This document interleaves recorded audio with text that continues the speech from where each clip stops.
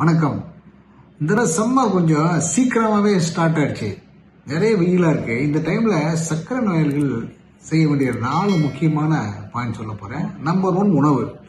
சர்க்கரை நோயாளிகளுக்கு உணவு ரொம்ப ரொம்ப முக்கியம். அதுவும் இந்த வெய்ய காலத்துல அங்கங்க பாத்தீங்கன்னா ஜூஸு ரோடு ஓரத்துல அது இதெல்லாம் இருக்கும். அதனால முக்கியமா அந்த தண்ணி மாதிரி ஆகாரம் சாப்பிடும்போது கொஞ்சம் கவனமா இருக்கணும் நீங்க.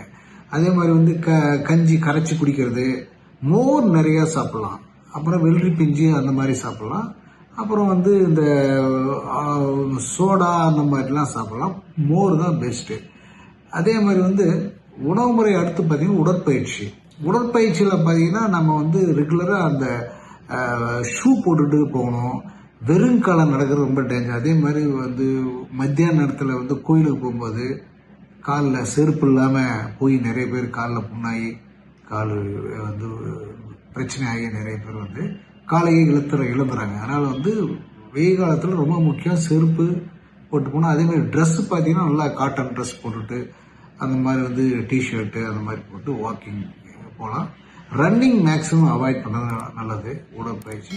அடுத்து மருந்து மாத்திரை பார்த்தீங்கன்னா இன்சுலின் ஊசி போடுறவங்க ரொம்ப கவனமாக அந்த இன்சுலின் ஊசி வந்து நம்ம ஃப்ரிட்ஜில் வைக்கிறவங்க ஃப்ரிட்ஜில் வச்சுருக்கணும்.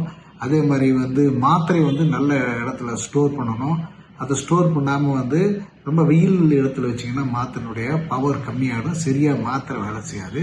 இன்சுலின் ஊசி போடுறோம். இன்சுலின் ஊசியும் வந்து கரெக்டாக ஸ்டோர் பண்ணி நேரத்துக்கு ஊசி போடணும். இது வந்து ரொம்ப முக்கியம்.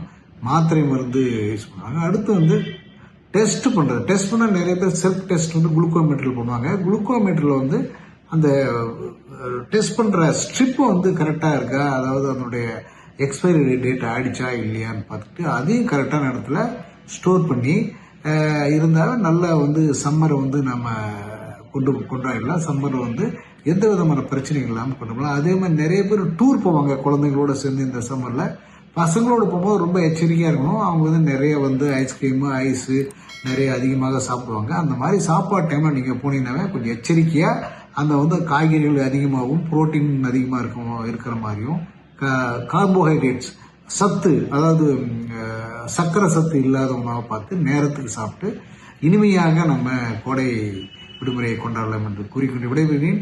நன்றி, வணக்கம்.